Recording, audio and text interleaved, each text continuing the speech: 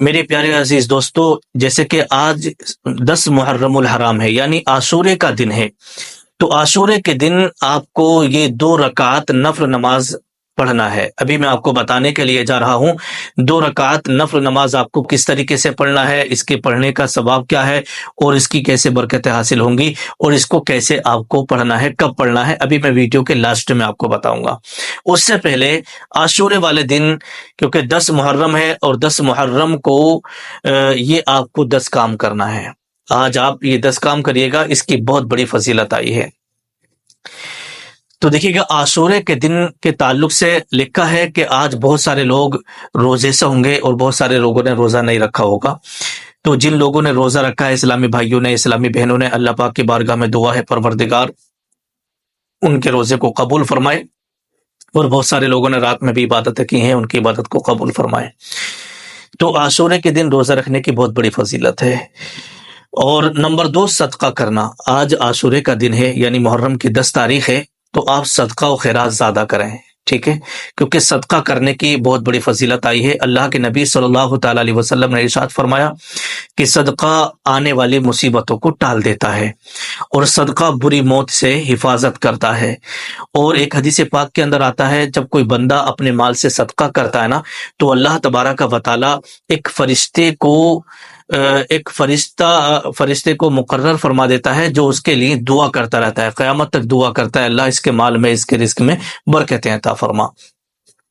اور اسی کے تعلق سے لکھا ہے، اللہ کے نبی صلی اللہ تعالی علیہ وسلم نے ارشاد فرمایا کہ جو شخص صدقہ کرتا ہے نا، تو قیامت کے دن یہ صدقہ اس کے سر پر سایہ کرے گا، وہ قیامت کی گرمی سے بچائے گا۔ تو صدقہ کرنے کی بہت زیادہ فضیلتیں ہیں۔ صدقہ غموں کو، پریشانیوں کو دور کرتا ہے، اور صدقے سے مال میں خوب برکتیں حاصل ہوتی ہیں۔ نمبر 3، تیسرے نمبر پر آتا ہے نفل نماز پڑھنا، جو ابھی میں آپ کو بتاؤں گا۔ وہ 2 رکعت نفل نماز آپ کو کیسے پڑھنا ہے، اور کیسے دعا مانگنا ہے، کون کون سی صورتیں آپ کو پڑھنا ہے، ابھی میں ویڈیو کے لاسٹ میں بتاؤں گا۔ تو عاشورے کے دن کیا کریں؟ روزہ رکھیں، صدقہ کریں، اور نفل نماز پڑھیں، ٹھیک ہے۔ اب اس کے بعد چوتھے نمبر پر آتا ہے عاشورے کے دن 1000 مرتبہ قل هو اللہ شریف کی آپ تلاوت کریں، یعنی قل هو اللہ شریف آپ 1000 مرتبہ ضرور پڑھیں۔ اور نمبر 5، علماء کرام کی زیارت کریں۔ جو علماء کرام ہیں، عالم دین ہیں، ان کی آپ زیارت کریں، اللہ تبارک و تعالی بہت بڑا ثواب عطا فرماتا ہے۔ اسی طریقے سے نمبر 6، یتیم کے سر پہ ہاتھ پھیریں، مطلب جن کے باپ کا سایہ سر سے اٹھ گیا ہے، ایسے بچے جن کا کوئی نہیں ہے، تو ان کے سر پر آپ ہاتھ پھیریں، ان کے لیے کچھ نہ کچھ دیں، تاکہ وہ بھی آپ کے ساتھ میں شریک ہو جائیں، اور اچھے کھانے بنا کر کے ان کے گھر پہنچائیں، ٹھیک ہے۔ تو یہ کیا ہے، اس کا بھی بہت زیادہ ثواب لکھا ہے۔ نمبر 7، 7ویں نمبر پر آتا ہے اپنے اہل و عیال پر دسترخوان وسیع کرنا۔ اپنے اہل و عیال پر دسترخوان وسیع کرنا مطلب یہ ہے کہ اپنے گھر والوں پر خوب خرچ کرنا۔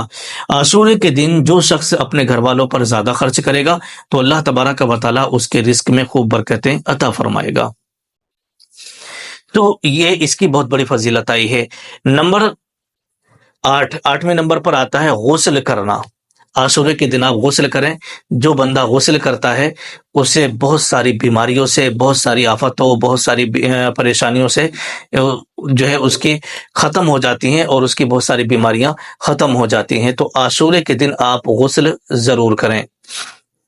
نمبر 9، سرما لگائیں اور ناخن بھی ضرور تراشیں۔ سرما لگانا اور ناخن تراشنا، ٹھیک ہے۔ نمبر 10، اگر آپ کے محلے میں کوئی مریض ہے تو اس کی عیادت کریں۔ مریض ہو تو اس کی عیادت آپ کریں، یعنی اس کی خیر خبر لینے کے لیے جائیں، اور اس کا ہمت اور حوصلہ بڑھائیں کہ اللہ پاک آپ کو شفا دے گا، آپ فکر نہ کریں، آپ ٹھیک ہو جائیں گے۔ تو اس کا دل جو ہے اس سے بہت زیادہ مطمئن ہو جائے گا۔ تو یہ 10 کام ہو گئے جو عاشورے والے دن کرنا ہوتے ہیں۔ اب معاملہ آتا ہے نفل نماز کا۔ تو آپ عاشورے کے دن غسل کر لیں گے، اور جب آپ ظہر کی نماز پڑھنے کے لیے جائیں، تو ظہر کی نماز پڑھنے کے بعد آپ کو 2 رکعت نفل نماز حاجت پڑھنا ہے۔ ٹھیک ہے، اگر آپ کی کوئی دعا قبول نہیں ہو رہی ہے، آپ کا کوئی کام نہیں ہو رہا ہے، آپ کا کام اٹکا ہوا ہے، بہت سارے ہمارے اسلامی بھائی اور اسلامی بہنیں وہ ہیں کہ جو اپنی بیٹی کا رشتہ تو کرتے ہیں لیکن رشتہ ٹک نہیں پا رہا ہے، رشتہ نہیں ہو پا رہا ہے، اور بہت سارے گھروں کے اندر یہ ہے کہ بہت زیادہ مفلسی اور غریبی اور بہت زیادہ تنگ دستی آ رہی ہے۔ اسی طریقے سے بہت سارے لوگ وہ ہیں جن کا کاروبار پہلے اچھا چل رہا تھا، اب نہیں چل پا رہا ہے۔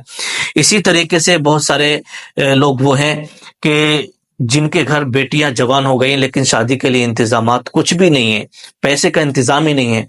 تو اگر آپ کو کوئی جائز ضرورت ہو تو یہ 2 رکعت نفل نماز حاجت کی ہے، اسے آپ پڑھیے گا۔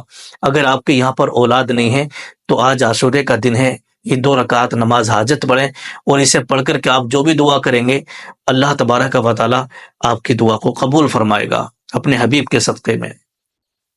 ٹھیک ہے، اسی طریقے سے بہت سارے لوگ وہ ہیں جنہیں جادو ٹونا کرا دیا ہے، بہت سارے لوگ وہ ہیں جو ہوا ڈوا سے پریشان ہیں، بہت سارے لوگ وہ ہیں جو بہت ہی زیادہ مشکلوں اور پریشانیوں میں چل رہے ہیں۔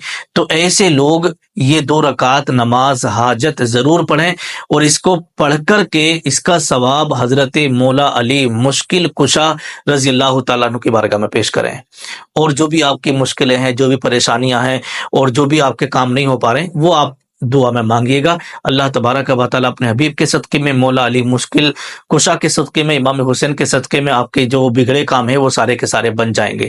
طریقہ آپ سمجھ لیں، طریقہ یہ ہے، اس طریقے سے آپ کو نیت کرنا ہے، نیت کی میں نے 2 رکعت نفل نماز حاجت واسطے اللہ تعالیٰ کے میرا کعبہ شریف کی طرف، اللہ اکبر، اس طریقے سے آپ نیت کر لیں گے، اور نیت کرنے کے بعد ثنا پڑھیں، اس کے بعد اعوذ باللہ بسم اللہ پڑھیں، اس کے بعد سورہ فاتحہ، اور اس کے بعد سورہ کافرون۔ یہ 1 رکعت آپ کی ہو گئی۔ پھر دوسری رکعت میں سورہ فاتحہ پڑھیں اور قل هو اللہ شریف یعنی سورہ اخلاص پڑھیں، اور یہ آپ کی مکمل 2 رکعت کر لیں۔ اس کے بعد آپ کو آیت الکرسی پڑھنا ہے 1 مرتبہ، اور 9 مرتبہ درود ابراہیمی آپ کو پڑھ لینا ہے۔ ٹھیک ہے، 9 مرتبہ یا 11 مرتبہ یہ درود ابراہیمی آپ کو پڑھنا ہے۔